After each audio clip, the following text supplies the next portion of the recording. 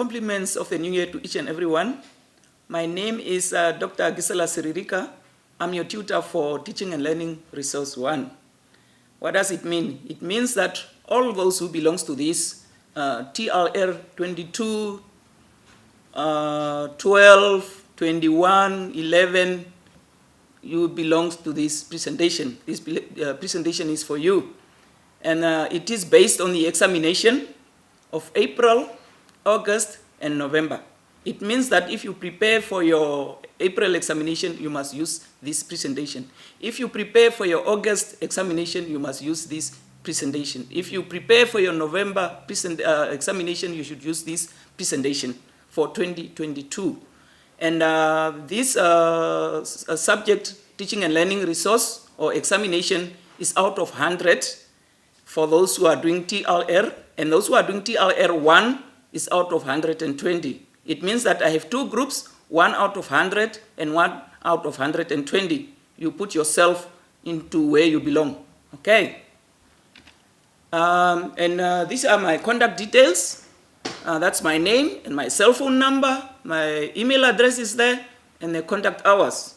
For me, I'm free. If you can contact me from 17 hours to 8 o'clock in the evening, okay? 20 hours.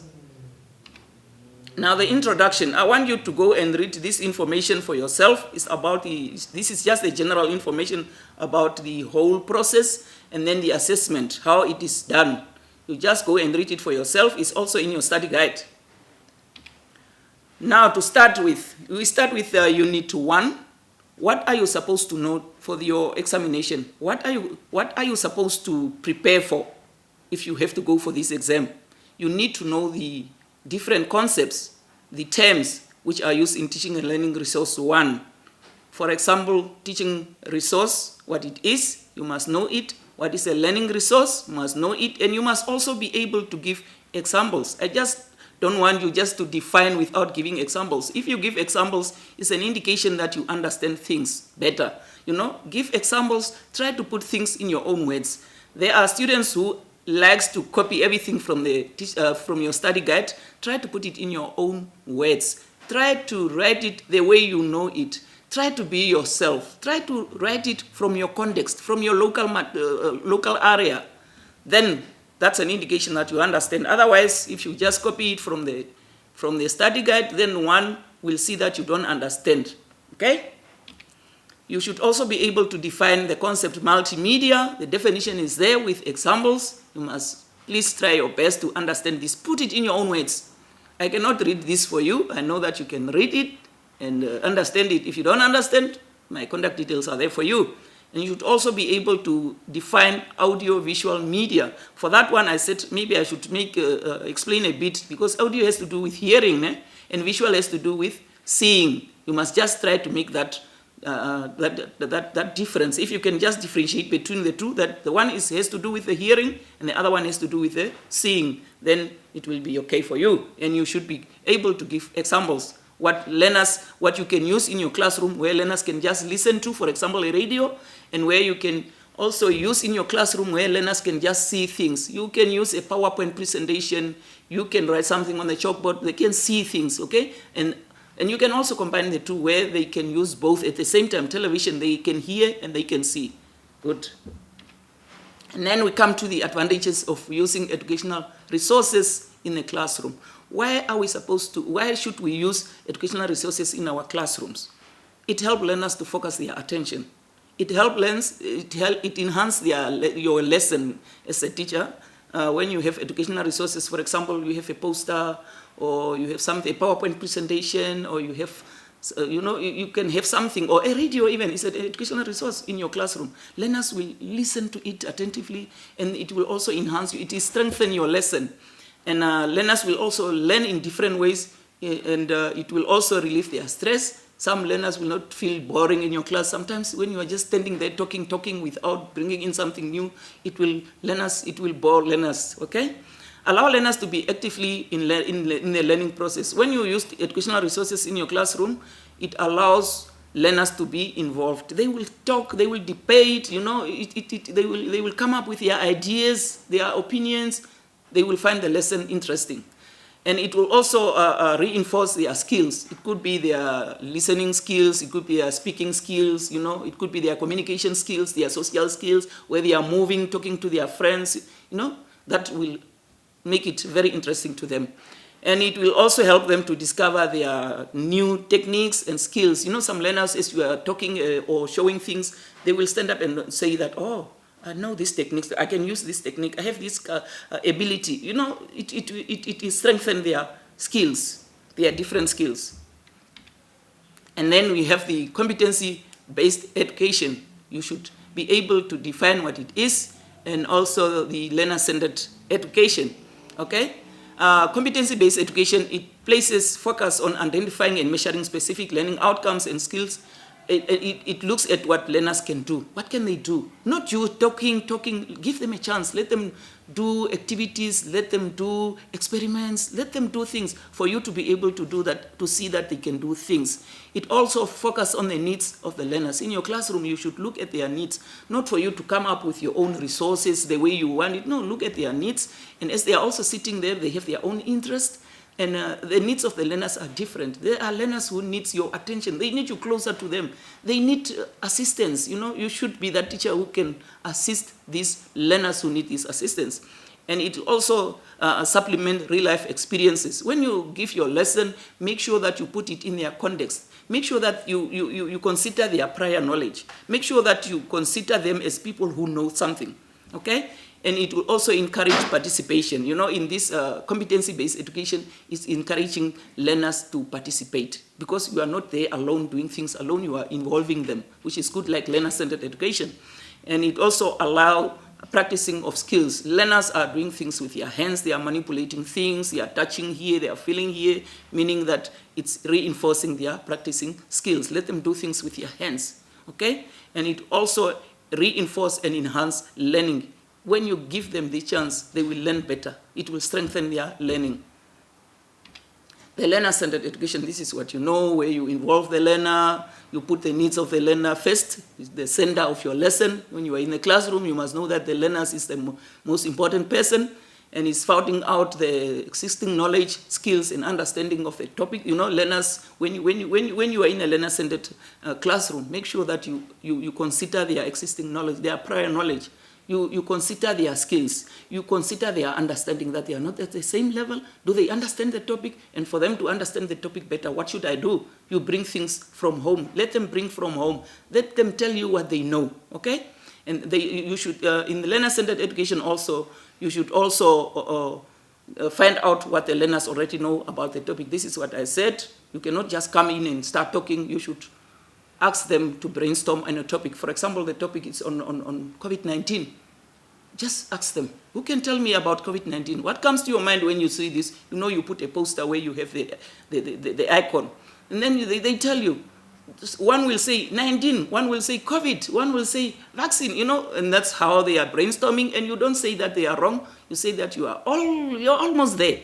But now, today the topic is on COVID-19. You know, just let them tell you what they know. And then your topic will also be easier, okay?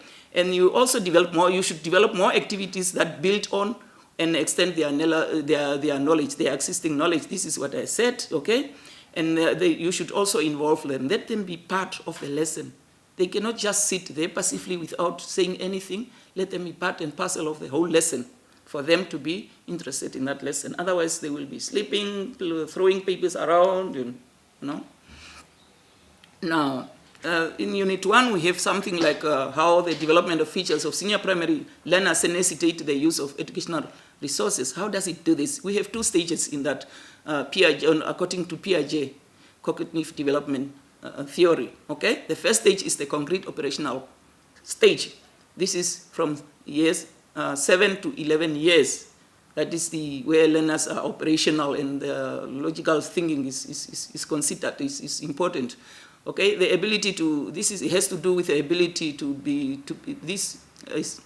the ability reason is based on tangible. It means that learners can touch things or concrete materials or objects, and direct experiences is based on their experiences. Here it means that these learners, or these, let's say learners, because they are in grade, let me say 7 is grade 1, some are in grade 2, it depends, because learners are not the same, okay? Meaning that at this stage, you should allow your learners in your classroom to touch things.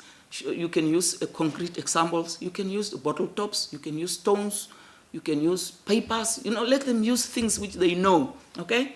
And then you also base your lesson on their experiences, their direct experiences. What do they know about this topic? For example, I said COVID-19. What do they know about COVID-19? Can they bring something from home which they know about COVID-19? Their experiences. They can tell you stories. Maybe if one of the family member had COVID-19, they can tell you stories. This is the period where they can do things, okay? They like to see things. Here, learners need to see things. They want to touch things. They want to experiment. Let them experiment. Let them mix things. Let them mix water with sand and see what will happen. Or with this coloring, let them do things. And learners will be able to reason better when exposed to real objects and real experiences. That's a reality. When you allow learners to do things based on their experiences, real experiences, or on real objects, they will understand it better. Don't tell them about, for example, you are at the farm, you're just telling them about cows, but you don't even show them, take them out to see a cow. They will not understand. Take them out. You are talking about the river. You don't take them out to see the river.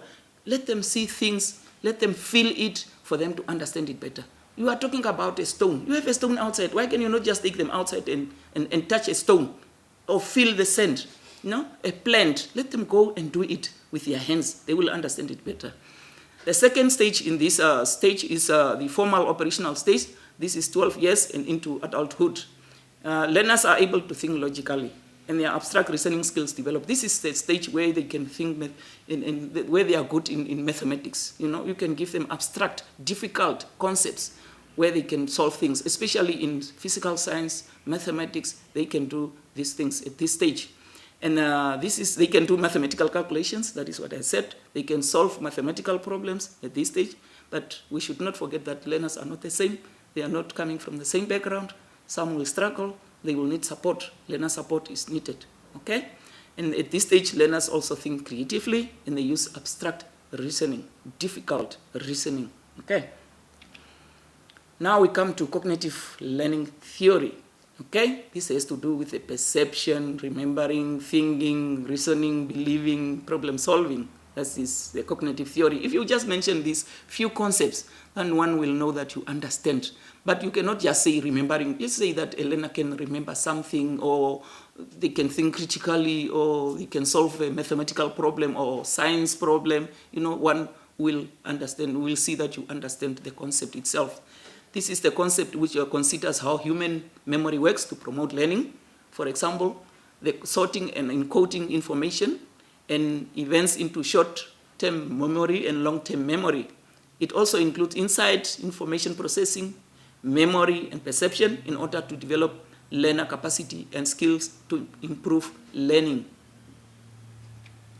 Then you have the visual, auditory, kinesthetic approach. What is this? This is divided into 3 senses, or it is based on 3 senses: the visual, the auditory, and kinesthetic. Okay? The first one, they see things. The second one, they can hear things. The last one, they can do things. The last one, they touch, they manipulate things. Okay? Now let's start with the visual ones. The visual learners, what does it mean? Who are they? This consists of 2 different types of learners: the visual linguistic and the visual spatial. Okay? The visual linguistic learners, they like to learn by writing things down in their own words. Okay? When you are in your classroom, you must know that you will have those type of learners. They want to write things in their own words, not for you to say that they should write it your way, the way it is on the chalkboard. No, it's wrong. Let that learner do it the way they understand things. They can do it the way you want it on the chalkboard, but give them that chance also to write it in their own words, or to say it in their own words. Okay? The visual spatial learners understand better with the use of mind maps. Learners are not the same. You can give them a mind map, like, for example, the one I put there on family.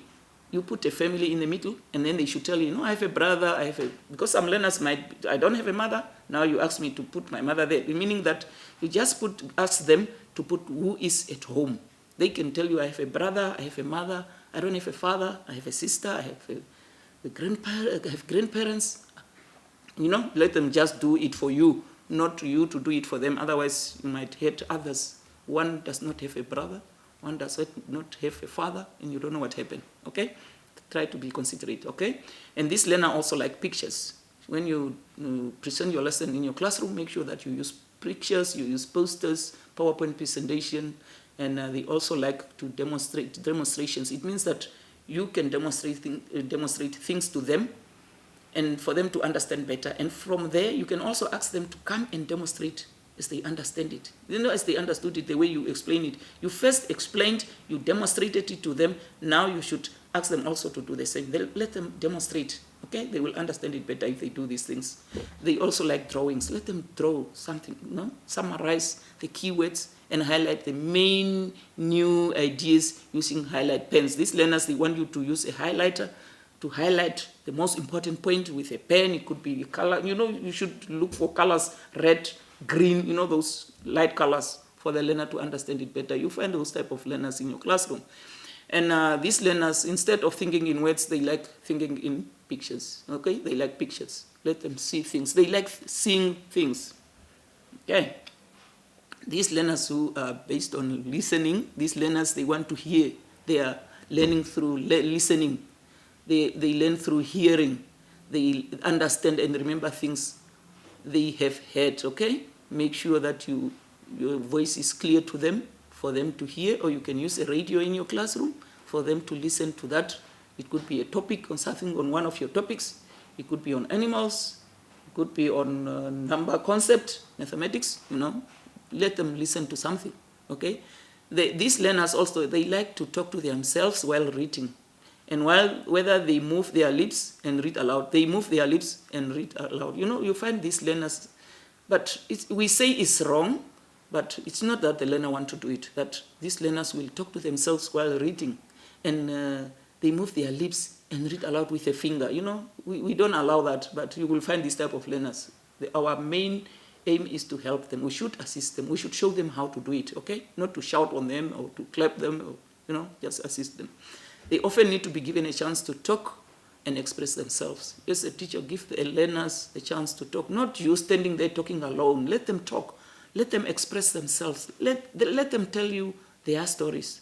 You can allow this through debating or brainstorming. For example, they can debate on different COVID-19 vaccines, which is an issue in Namibia now. Why can you not just ask them that it depends on the level? It means that if they are in grade 1, you don't go so deep in it, but you just mention it and you just ask them whether they know it or they don't know it. They can mention who was vaccinated at home, or but when it comes to grade 7, for example, grade 7, grade 6, you can ask them to debate on the different types of vaccines. It could be Johnson & Johnson, it could be AstraZeneca, you can ask them to debate on this. And you listen to them, and you don't come in and show that you favor this one. No, your main aim is just for them to tell you about, just to find out whether they know something or not. Don't intervene and have a side. Okay.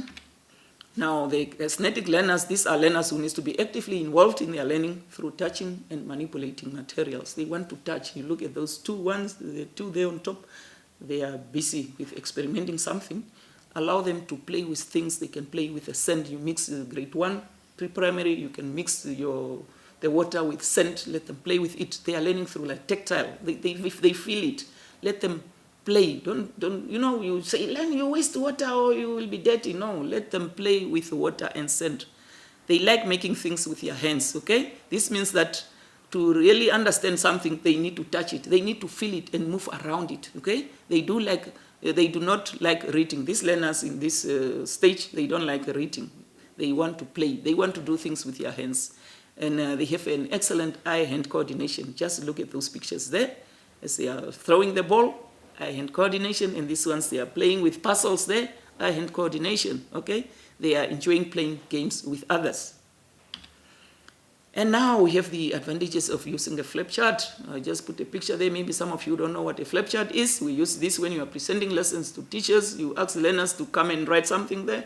You are busy teaching them about shapes. Let them come and write. Or numbering, let them come and write. You can ask them to write number 5. The learner will write number 5. And if it is upside down, you come and assist. Or you ask one of the learners to assist, but without shouting on the other learner. That's peer tutoring, but you should make sure that they are not abusing others, okay? This, we don't use electricity, and it's cost effective because you can write on it, and it does not require any other instrument other than markers, okay?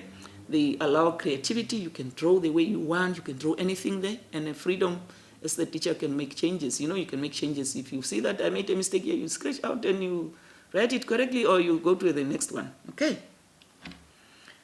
And now let's look at how the information is processed from left to right. You know, left and right brain, how it validates the use of teaching and learning resources. The first one is the left hemisphere of the brain. It is detail-oriented. No?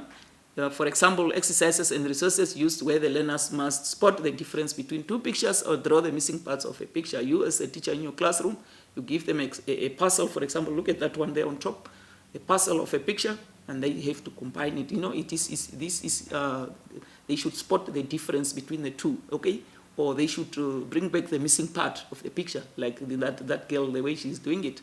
Whether it's a boy or a girl, they just use their hands because of copyright. You should not use a person face, otherwise you'll be taken to court, okay?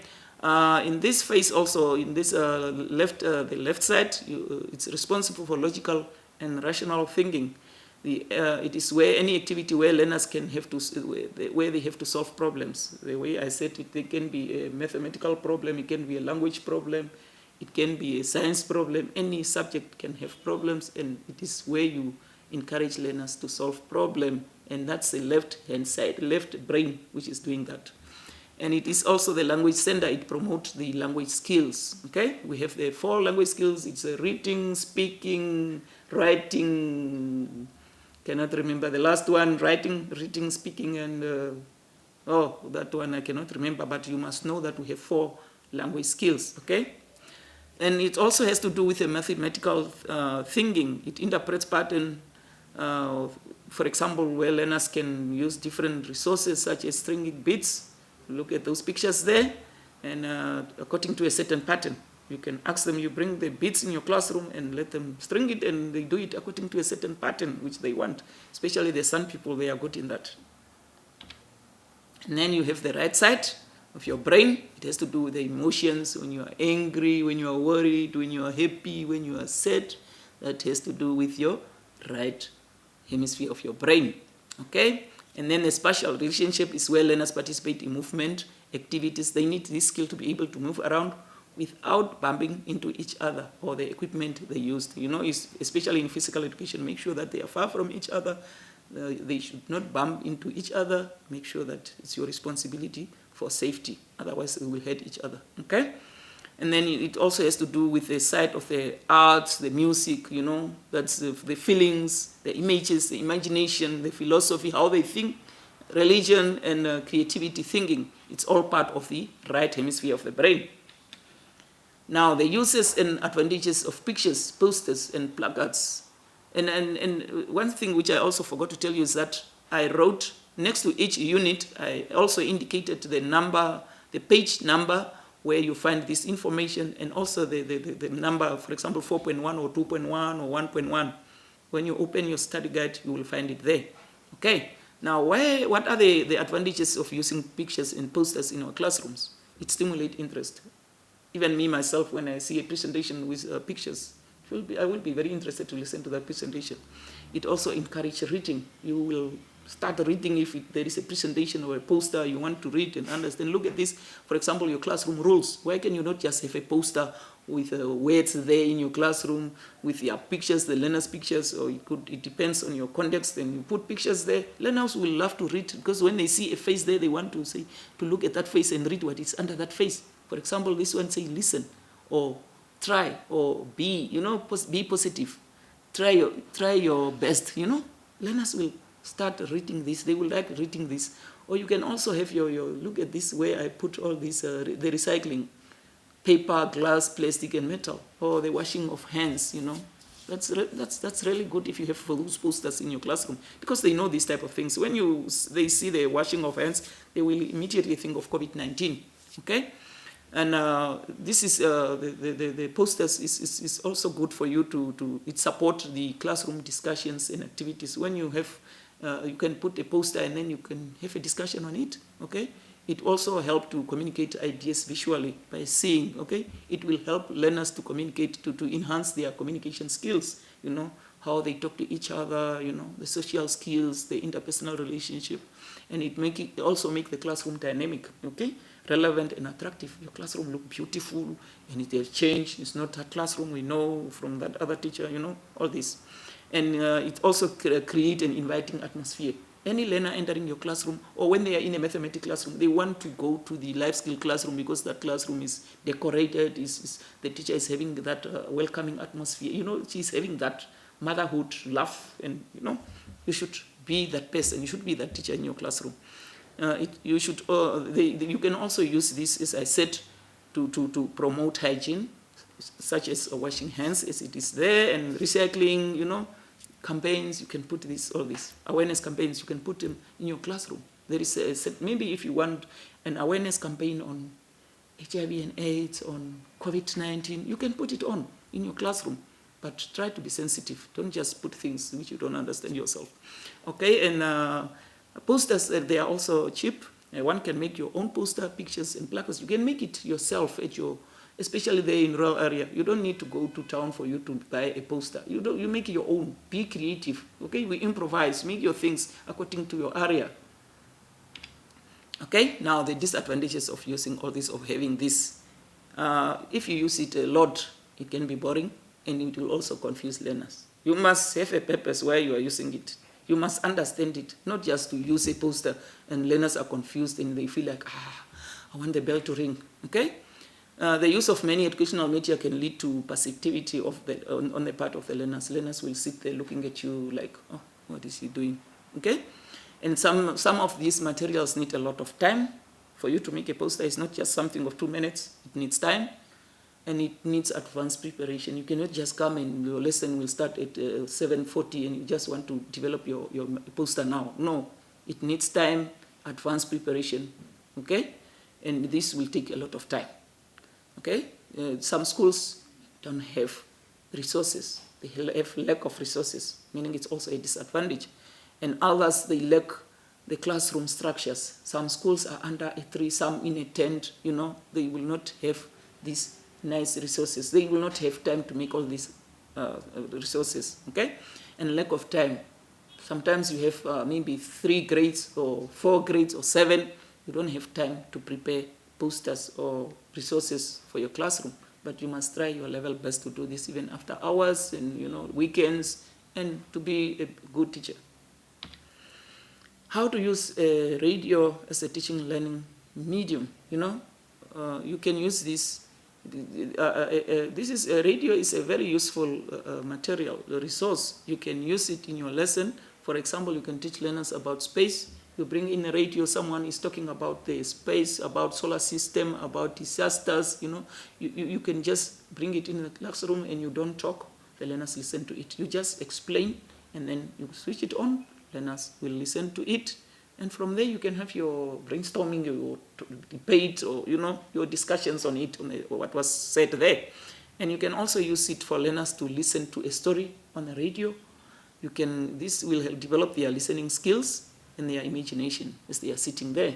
And they can also listen on the news, on the radio, on COVID-19 statistics, and use the information in various ways. They can listen to these statistics, and then you have a discussion after that, okay? And the weather, you can also listen to the weather report, and then they can come and you discuss it.